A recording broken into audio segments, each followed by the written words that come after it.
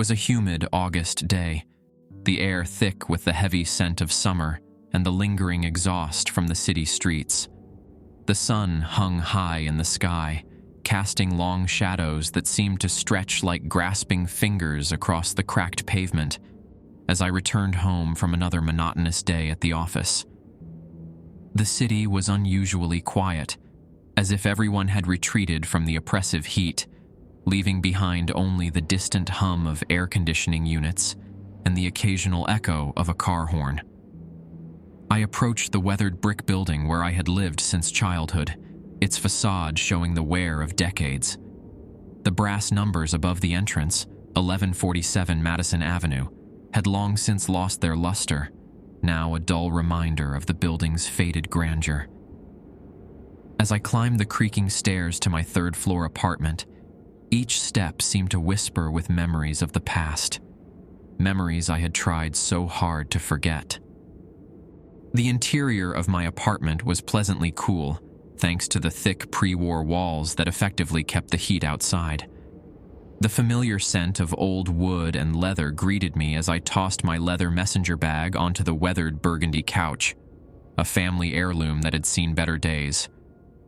I crossed the room to switch on the antique brass floor fan, a relic from my parents' time here.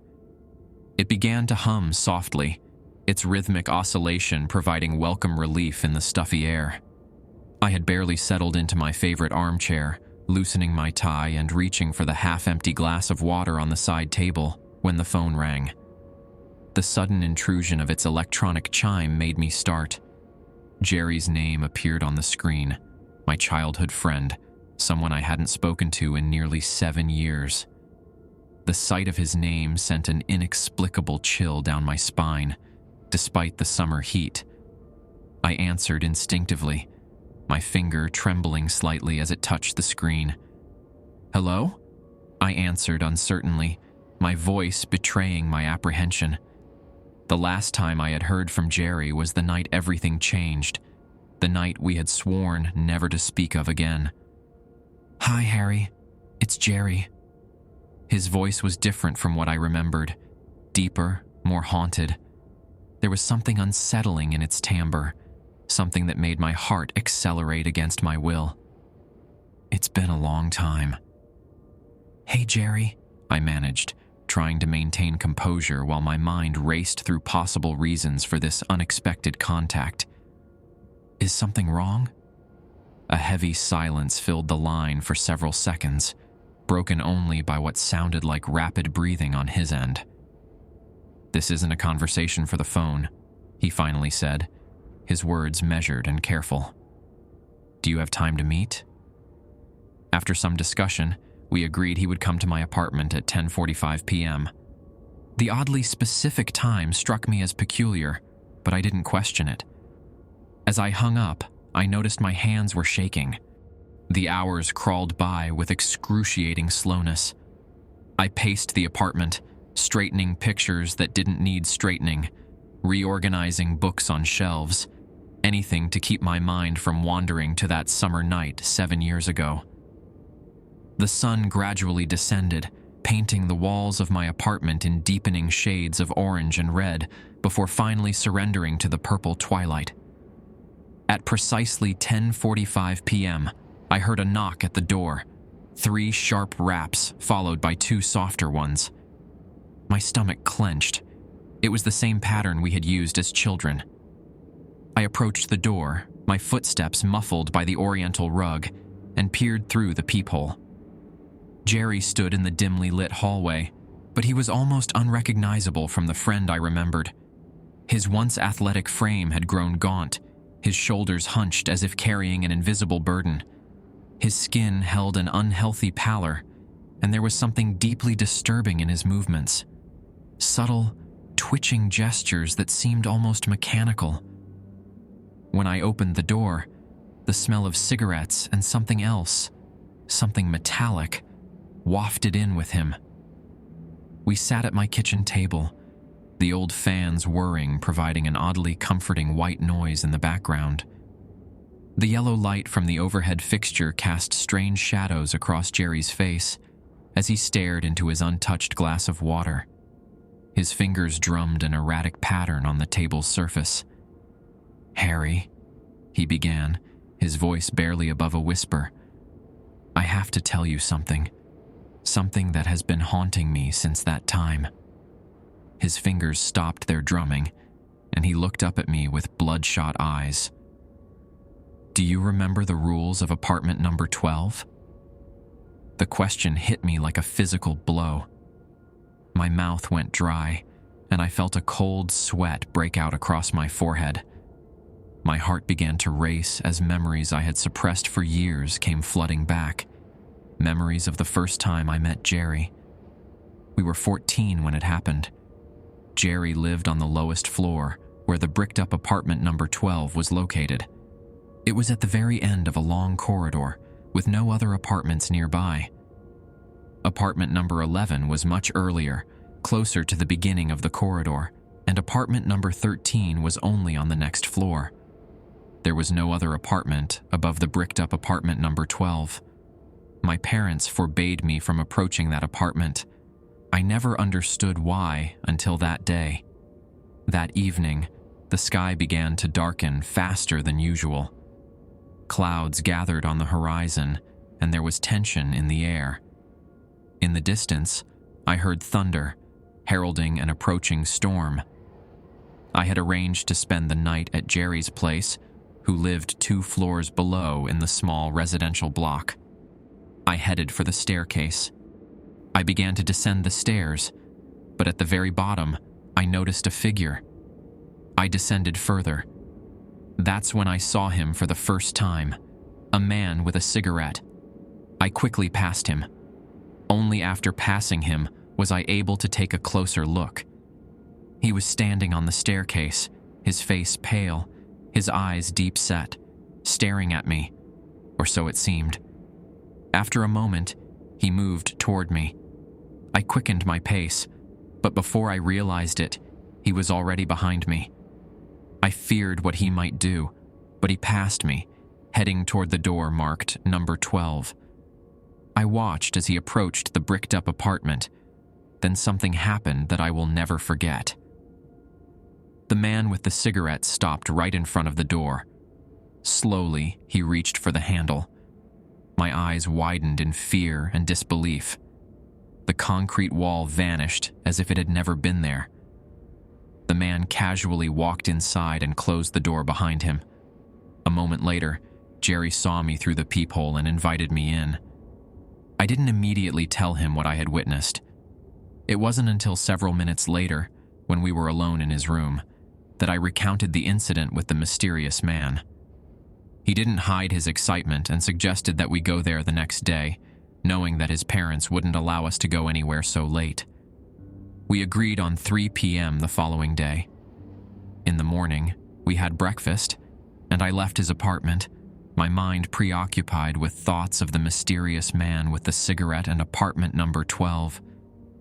As the appointed hour approached, my heart began to race.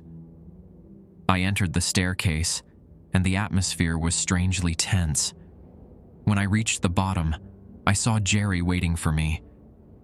Together, we cautiously approached the apartment. Jerry reached for the handle, but all we saw was a concrete wall.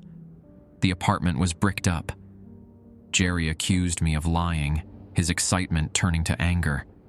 Suddenly, he stopped, standing still and staring at something behind me. I immediately turned around. There he was. The man with the cigarette stood right behind us, staring straight at the door of apartment number 12. I had never seen him blink. Suddenly, without taking his eyes off the door, he pulled something from his coat, a rolled-up piece of paper, which he extended toward me. Hesitantly, I took it from his hand, and almost immediately he turned and walked toward the staircase. I stood there, stunned, as the man with the cigarette handed me the paper and silently walked away. Jerry, noticing my inaction, suddenly snatched the paper from me and began to read it. Only when Jerry grabbed the paper and started analyzing its contents did I join him. The contents were handwritten, but it was clear that it had been written in a hurry. The letters were uneven, sometimes crooked, as if the writer's hands were trembling, trying to keep up with their thoughts. Some words were barely legible, smudged by the quick movement of the pen. The content of the note read as follows: Rules of apartment number 12. Remember, before you decide to explore apartment number 12, think twice. Rule 1. You can only enter the apartment between 11 p.m. and 3 a.m. This is the only known way to access this apartment. Rule 2. When the clock strikes 3 a.m., you will have 5 minutes to leave the apartment. If you don't, you will notice that where the door should be, there is only a concrete wall. You will be trapped. If this happens, follow Rule 3. Rule 3. If you are trapped in apartment number 12, know that your chances of survival are slim. After a moment, you will hear wailing coming from the bedroom, growing louder with each passing second.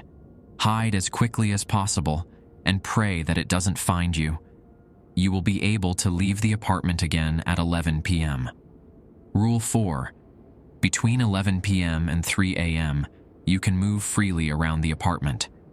However, remember that if you enter any room other than the one with the exit, always close the door behind you after leaving that room. Do not re-enter that room. If you do not follow this rule, you will soon hear a quiet wailing, and the apartment's exit door will slowly begin to close. Run to the exit as fast as you can. There might still be hope. Rule 5.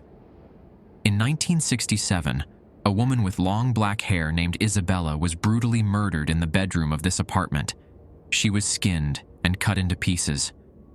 After this incident, no one wanted to live in the apartment, and the building authorities decided to brick it up. However, for reasons unknown to me, the apartment can be accessed during the previously mentioned hours. So remember, if you hear quiet wailing, know that it's Isabella.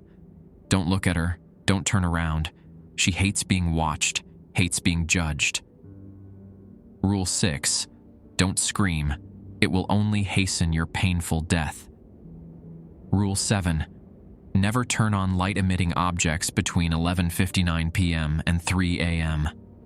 She is drawn to light. After reading the rules, Jerry couldn't hide his excitement. His eyes sparkled, and a smile betrayed his growing adrenaline. "We have to go there," he said firmly. We agreed to go to the apartment at 11 p.m. We told our parents that we were spending the night at our friend Ben's place on the second floor to study for an important math exam. They didn't mind, as it wasn't the first time we had stayed at Ben's. When the night came, the clock read 10:55 p.m., and with hearts pounding, we tried to sneak out of Ben's apartment.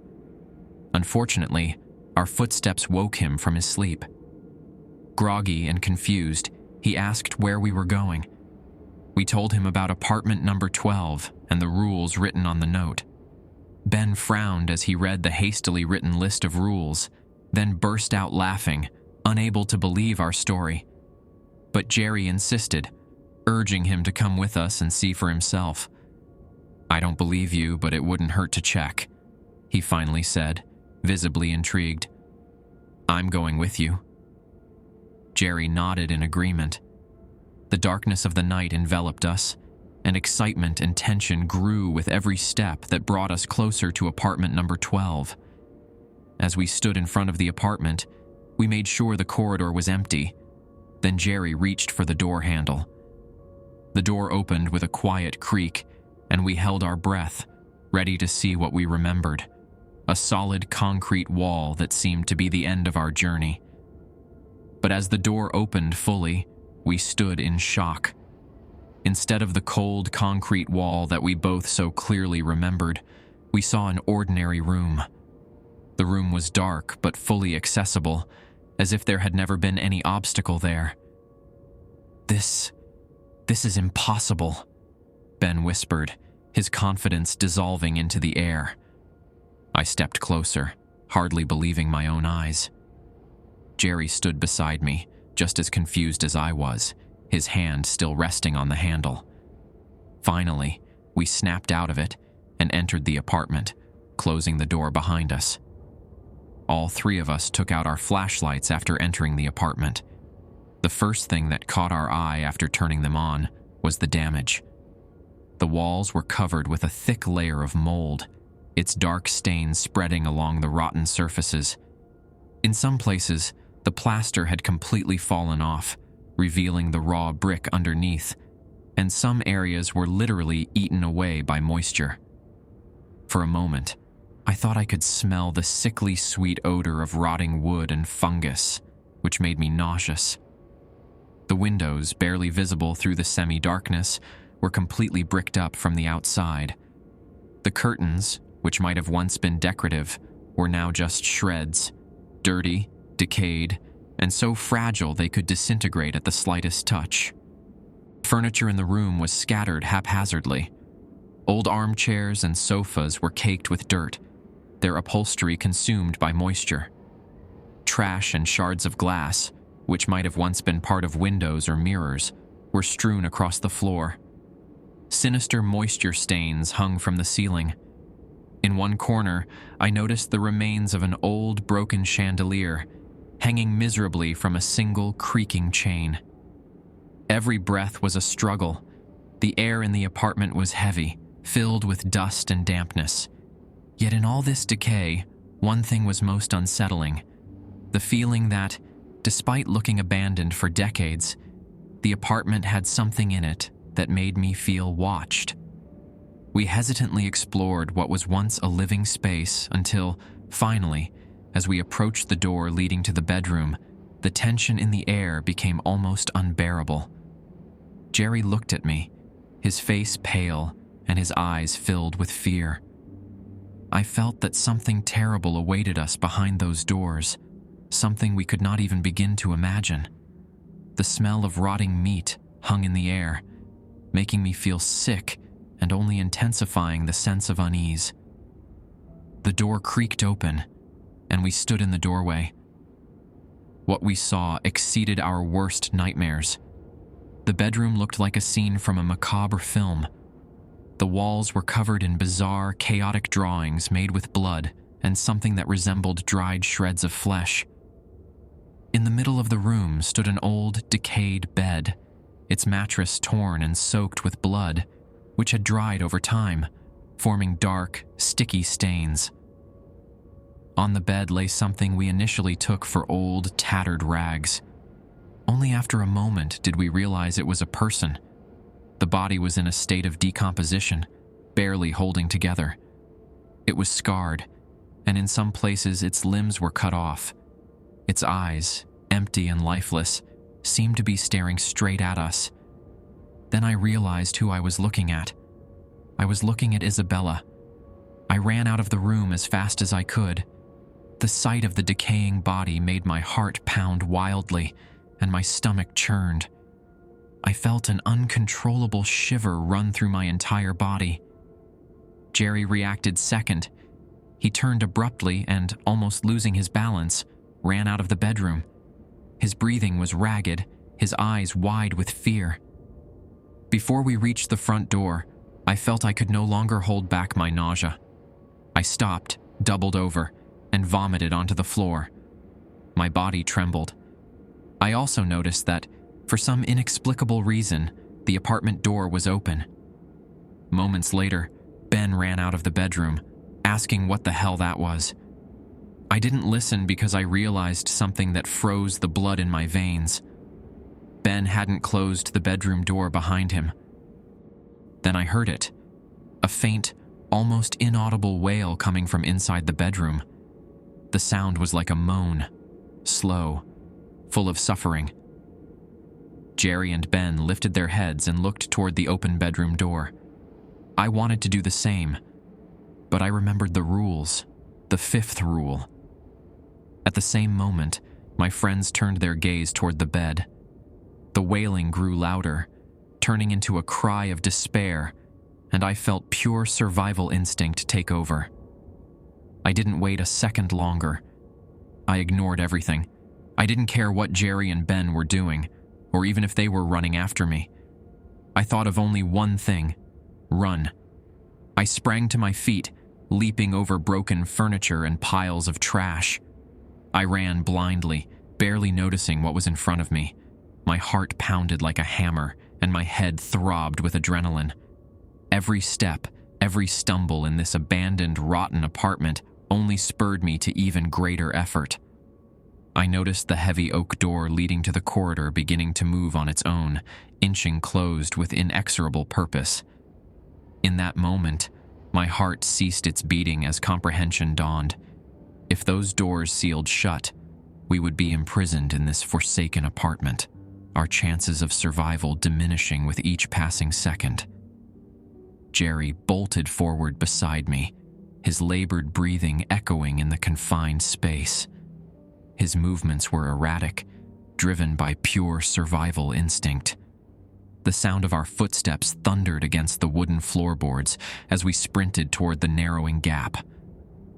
My pulse synchronized with our desperate flight, each beat a countdown to potential doom. The door slammed shut with a resounding crash that reverberated through the building mere milliseconds after we hurled ourselves into the corridor. The impact sent us sprawling onto the floor, our bodies trembling with exhaustion and terror as we struggled to draw breath into our burning lungs. I turned to Jerry, seeking reassurance in his presence, only to find his face drained of all color, his eyes wide with an expression of pure, unadulterated fear that mirrored my own. Then the realization struck me with the force of a physical blow. Ben was still inside.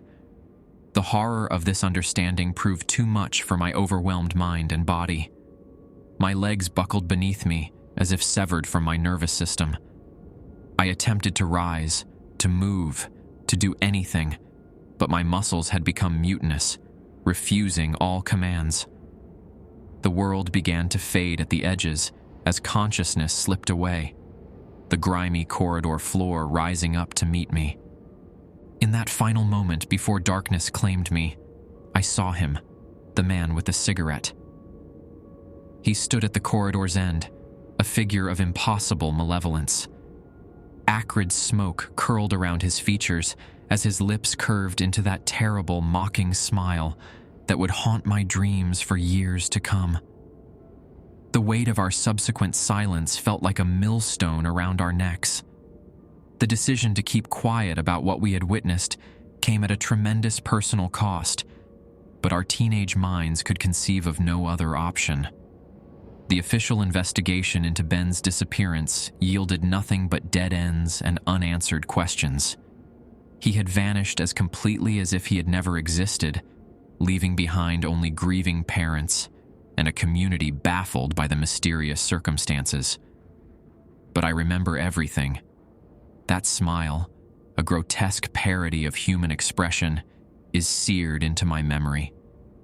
The otherworldly moan that defied description still tears through my nightmares, leaving me gasping in the dark hours before dawn. The passing years have done nothing to dull the sharp edges of those memories, nor lighten the burden of my knowledge about Ben's fate. After graduation, Jerry and I chose different paths, deliberately putting distance between ourselves and the horrors we had witnessed. Until this evening. Jerry's hands trembled as he spoke, his voice barely above a whisper. "Do you remember that horrible evening?" he asked, his words heavy with the weight of long-buried trauma. "That night changed our entire lives, but especially mine. When I looked into that bedroom, I saw..." His voice trailed off, caught in the grip of memory. "What did you see?" I asked, dreading the answer yet unable to stop myself from asking. "I saw Isabella," he continued, his voice breaking. "Her corpse. It rose from the floor, standing on what remained of her legs. The sound she made." He shuddered violently. "I watched helplessly as she seized Ben by the ankles, her decomposing fingers leaving marks of decay on his skin. She dragged him into the bedroom while he screamed, his fingernails splintering as he clawed desperately at the floorboards. Then came the sounds, the wet, sickening crack of breaking bones. His face contorted with the memory. "Your nightmare might have ended that day," but mine was just beginning. Every night, I hear her whispers. They follow me everywhere, accompanied by the putrid stench of rotting flesh. I couldn't dismiss his words as the ravings of a disturbed mind. I had been there. I had witnessed the impossible become reality. Those same sounds haunted my own dreams. In 5 minutes, it'll be 11 p.m., Jerry announced with an unsettling calmness that chilled me more than his earlier agitation. I'm going to that apartment. I can't endure this torment any longer. I have to end this. As I watched him rise from the table, his movements deliberate and resigned, I knew with crushing certainty that I was seeing my childhood friend for the last time. He paused at the threshold, his hand resting on the doorknob, and for a brief moment, I caught a glimpse of the carefree boy he had once been. Before that night, before apartment 12, before the rules we should never have broken. Then he was gone, his footsteps echoing down the hallway like a funeral dirge.